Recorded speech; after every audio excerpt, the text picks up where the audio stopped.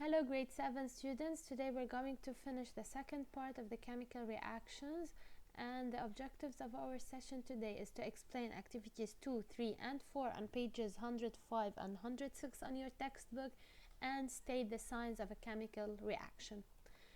Activity 2 is reaction between table sugar and sulfuric acid. So before explaining it, I'm going to show you a video that shows this experiment. And let's start. Start by filling a glass container about a third of the way full with either granulated or powdered sugar. Now pour in roughly the same volume of concentrated sulfuric acid. But be careful, concentrated sulfuric acid is one of the most corrosive compounds out there and can cause instantaneous tissue damage. At this point, carefully stir the mixture until it's the same throughout, and then watch what happens.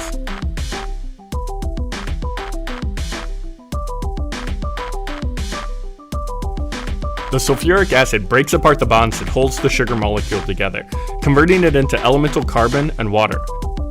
But again, be careful, because sulfuric acid is one of the most dangerous compounds out there, and you need to make sure to use proper safety protocols.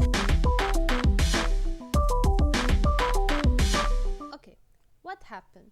First of all, as you can see, the white sugar turns into a black carbonized tube that pushes itself out of the beaker or the container here that we've used. Okay, so we have a change of color first of all that indicates we have a chemical reaction, and we have effervescence. If you can see here, we have release of gases while the reaction is taking place.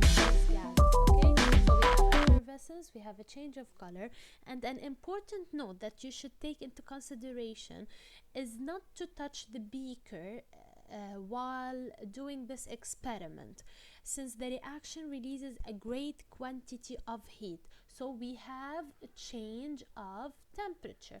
So the evidence, before the evidence, we have the beaker where the reaction took place is very hot, so the reaction releases heat. We said it's called exothermic. Remember, while burning sugar, combustion of sugar was, first of all, it was to initiate it, it was an endothermic, it needs heat.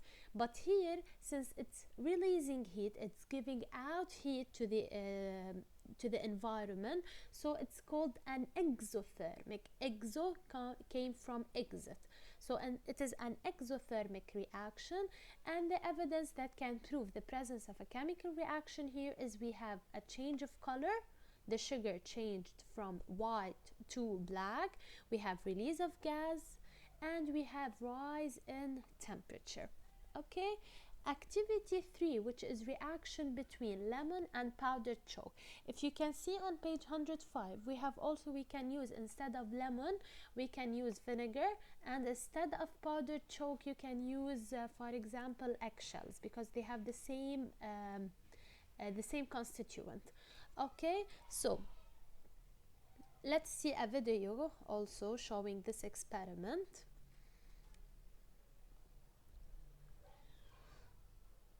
Okay, what's happening here? We have powdered chalk at the end, at the bottom of the test tube, and we added lemon juice, which is an acid. Okay, so upon adding, we have release of what? Of gas.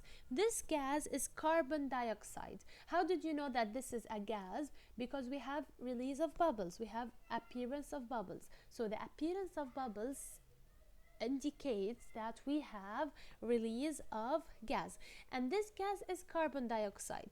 And if you remember, how could we test for carbon dioxide? Using lime water, لأنه carbon dioxide, it turns lime water turbid. Okay, so with respect to this reaction, the evidence that can prove the presence of a chemical reaction is release of gas.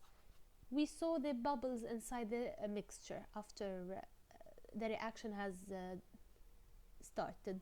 Okay, هلا The fourth activity, activity 4, which is on page 106, is reaction between potassium iodide solution and lead nitrate solution. Of course, we have a video to show you.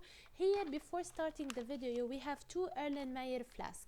One of them containing potassium iodide solution and the other containing lead nitrate solutions. As you can see, both of them, they are transparent solutions. Okay, they are homogeneous solutions.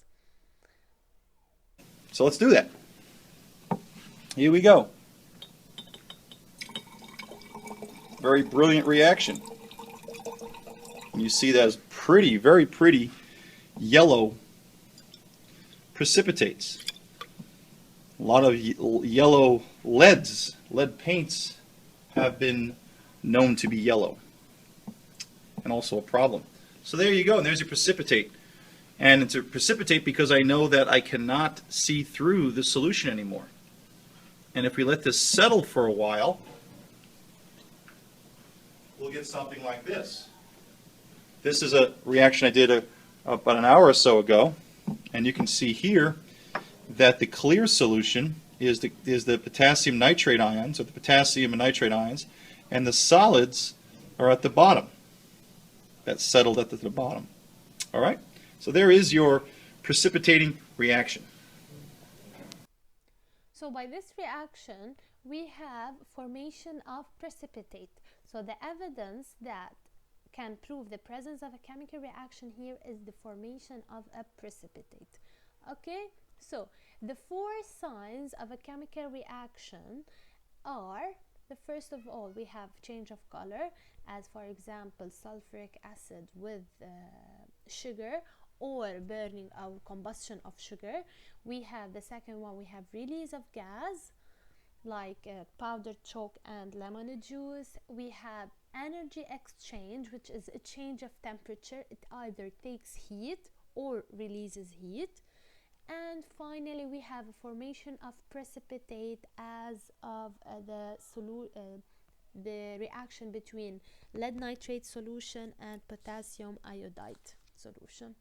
Okay, so by this we ended our chemical reactions part in chapter 1. I hope you understood it. If you have any questions, don't hesitate to ask, and goodbye.